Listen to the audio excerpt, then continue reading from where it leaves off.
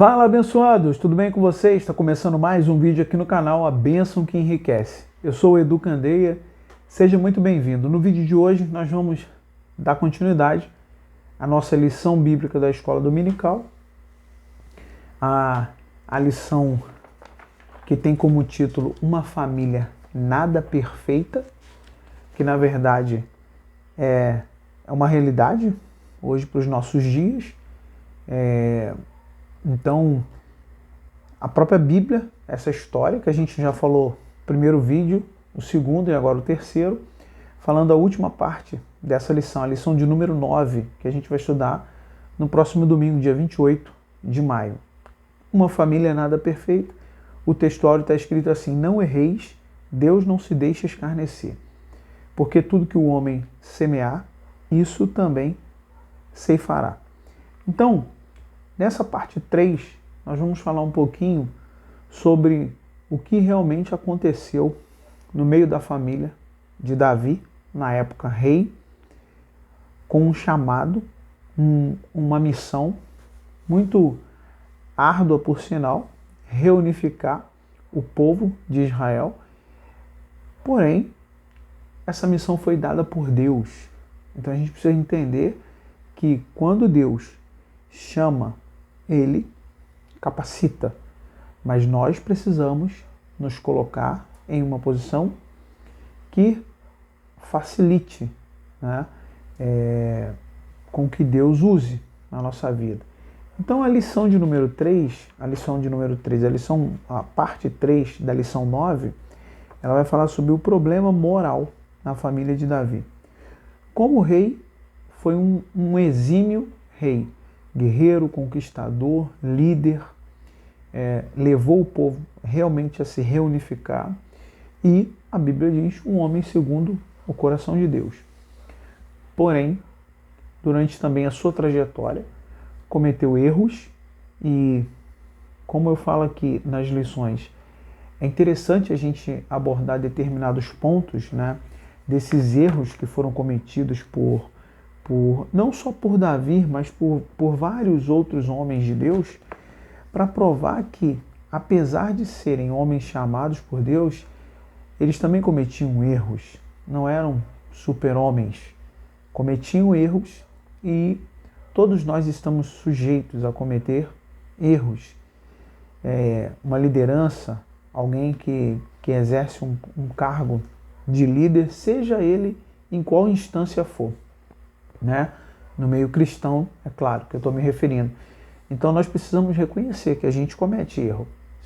Nós que somos liderados, precisamos entender que o nosso líder comete erros e o nosso líder, em relação a nós liderados, ele também precisa entender que ele também é sujeito a erros.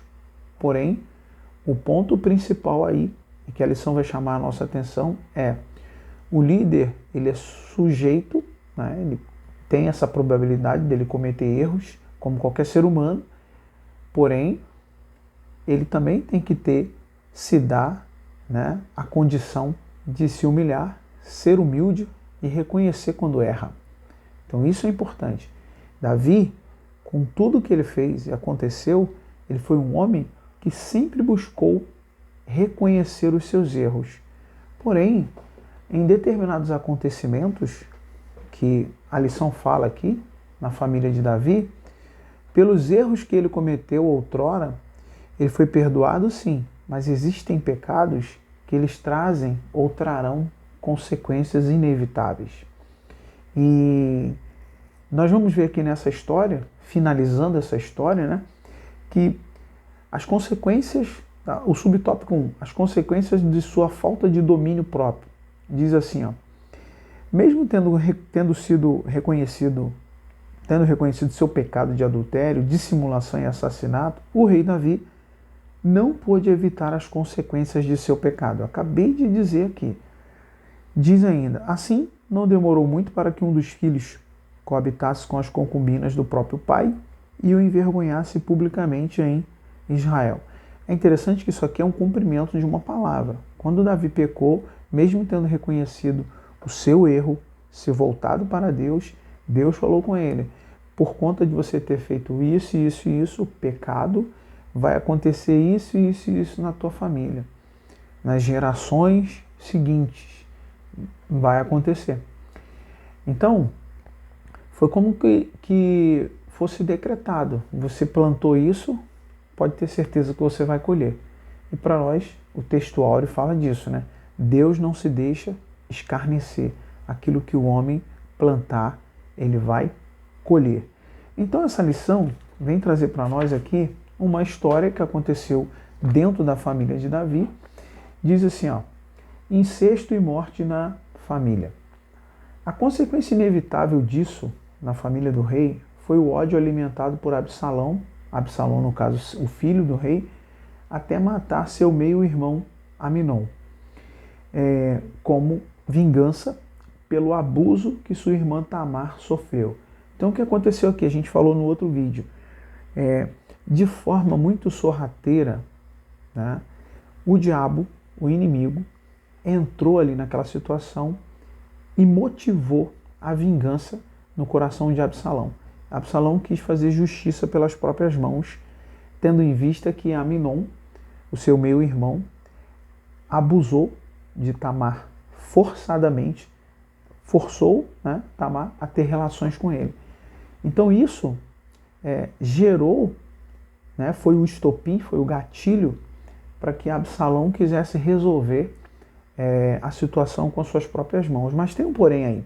É claro que Absalão, de maneira nenhuma, ele estava certo em querer fazer uma vingança e ainda mais desse tipo, né? Tirar a vida do seu meio-irmão para vingar a sua irmã. Porém, o que aconteceu foi o seguinte, quando Davi ficou sabendo que Tamar tinha sido forçada a ter relações com Aminon, Davi não fez nada. Davi se omitiu. Ele soube do fato, ficou com raiva, aquela postura de quem não gostou, mas não fez nada e ele tinha poder para isso.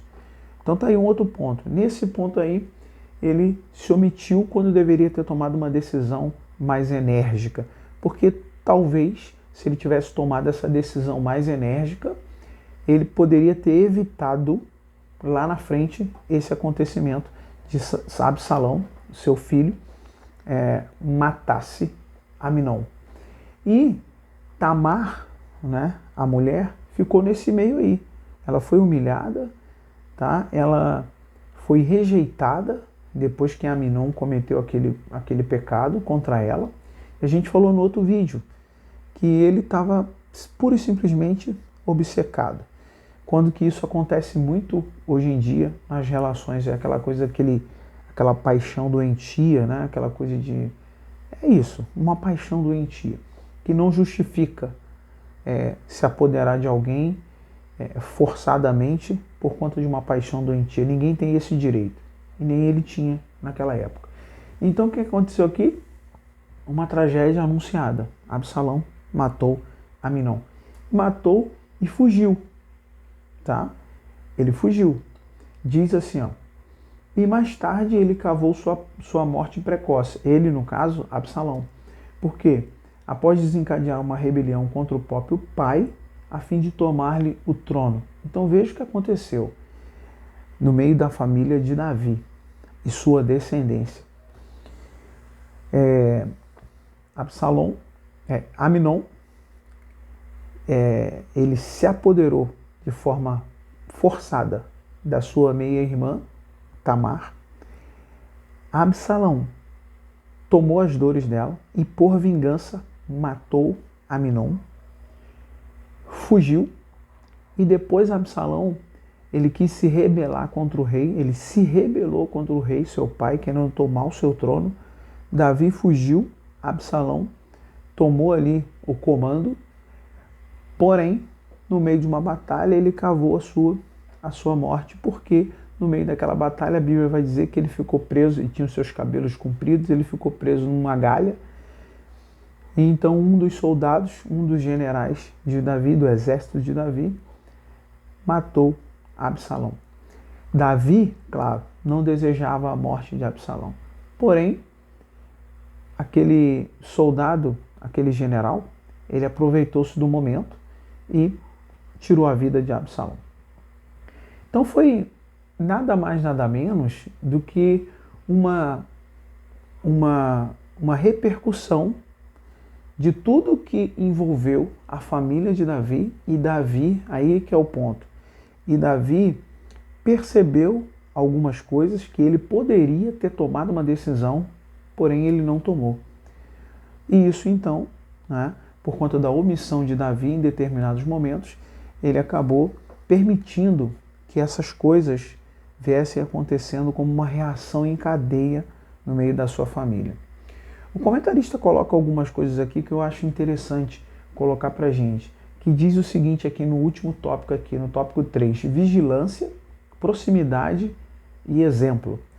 Essa história do problema moral na família de Davi ensina a todos os pais a respeito da importância da vigilância, da proximidade e do exemplo na família.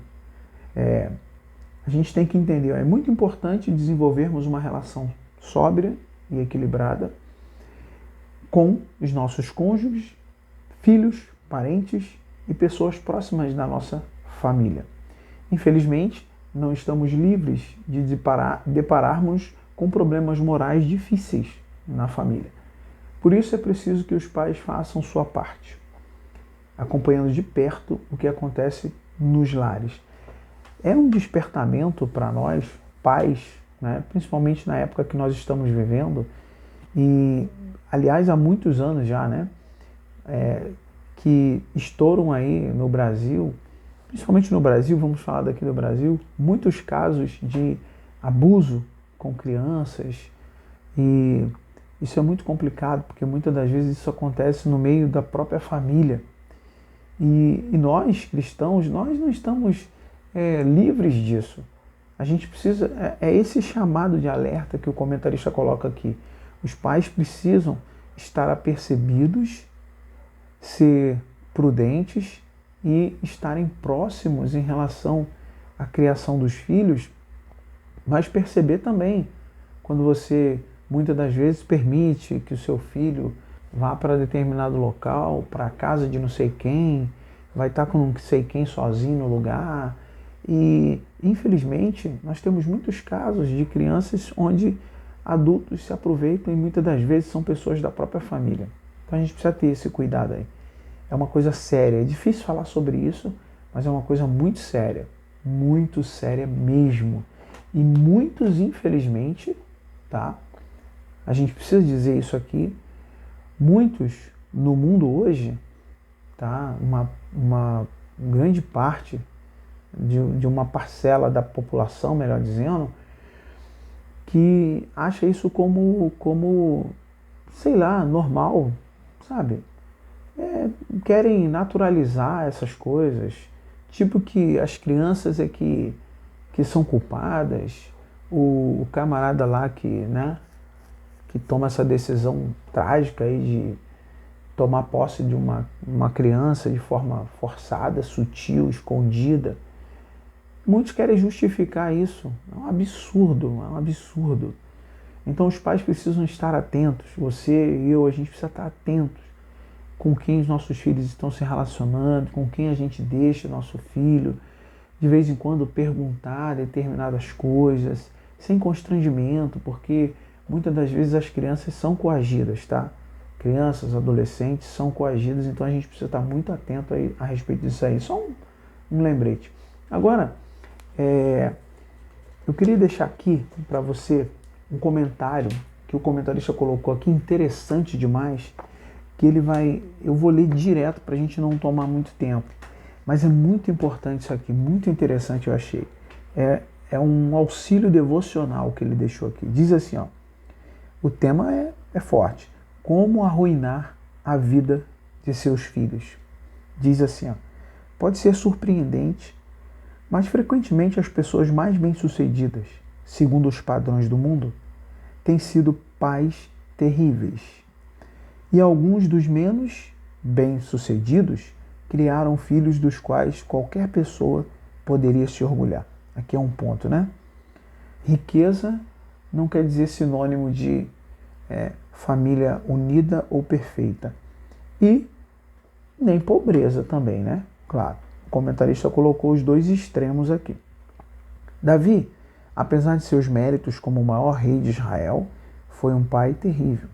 Alguns de seus erros são destacados nestes capítulos e permanecem como exemplos que você e eu devemos seguir, se desejarmos arruinar as vidas de nossos filhos, se a gente seguir esses exemplos de Davi. Quais são as recomendações de Davi para o fracasso como pai? Olha o que o comentarista colocou, né? Assim, ó, fique zangado, mas não castigue. Complicado isso, né? Olha o outro. Ame demais os seus filhos. Depois que Absalão fugiu, Davi pranteava seu filho todos os dias. Sabe aquela coisa de você amar ao ponto de você sempre querer passar a mão na cabeça e você sempre achar que o seu filho está certo sempre? Isso é um amor com exagero. Então a gente precisa ter essa medida aí. Porque muitas das vezes quando a gente não quer reconhecer e corrigir os nossos filhos, o mundo lá fora, a vida, vai corrigir. É complicado isso, mas é uma realidade, né? E aí o comentarista colocou ainda aqui, ó, perdoe, mas não completamente. Por que ele disse isso aqui? Porque Davi, apesar dele ter chorado durante muitos dias a perda de Absalão, ou melhor, o fato de ele ter fugido primeiro, né? Quando Absalão voltou, Davi ficou durante 2 anos sem olhar para a cara de Salomão. Ou seja, isso é perdoar, mas não completamente. Eu te perdoo, mas durante 2 anos. Gente, 2 anos é muita coisa. É muita coisa.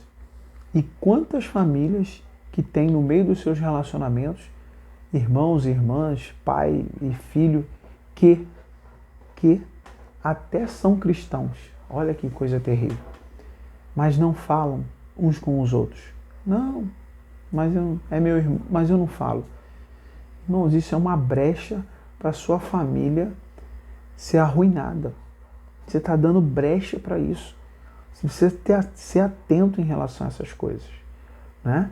A gente precisa compreender e aqui o que o comentarista está dizendo, para a gente aplicar essas coisas e pegar para nós e fazer o contrário do que Davi fez. Porque senão a gente vai arruinar a vida de nossos filhos e até mesmo de quem estiver ao redor deles. A conclusão da nossa lição fala assim, ó, vimos que a família do rei Davi era disfuncional, o que trouxe problemas de longo prazo para toda a família. Por isso, é preciso cultivar os valores da palavra em nossos lares, que os pais exerçam seus papéis em casa, transmitindo esses valores e acompanhando de perto os seus filhos.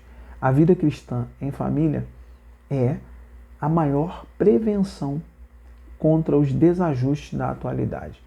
Bem, nós terminamos essa lição de hoje com lições bem claras, né? Com lições bem simples e claras. Nós precisamos ser prudentes e estar atentos ao que está acontecendo na nossa família. Quando tem que agir, a gente precisa agir. Infelizmente, muitas vezes a gente é relapso, é conivente e não disciplinamos os nossos filhos, por até amar demais. Então, eu espero que você tenha gostado desse nosso bate-papo. Lembrando que esse é só um comentário rápido sobre a lição. Nós vamos melhorando, claro, estamos aprendendo, né? Então, se você não é inscrito no nosso canal ainda, se inscreve no nosso canal. Se você gosta dos vídeos, deixe o seu gostei. Compartilhe esse vídeo para o maior número de pessoas, tá? Nós vamos procurar melhorar na medida do possível. Porque é importante a gente compartilhar isso de uma maneira bem simples para que você entenda. E domingo, próximo domingo, vá à sua igreja, participe da Escola Bíblica Dominical, seja no domingo, seja no sábado, seja em qual dia for, é importante que você participe, tá bom?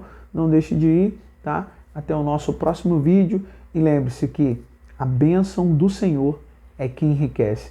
Até o nosso próximo vídeo, querendo Deus. Tchau, tchau.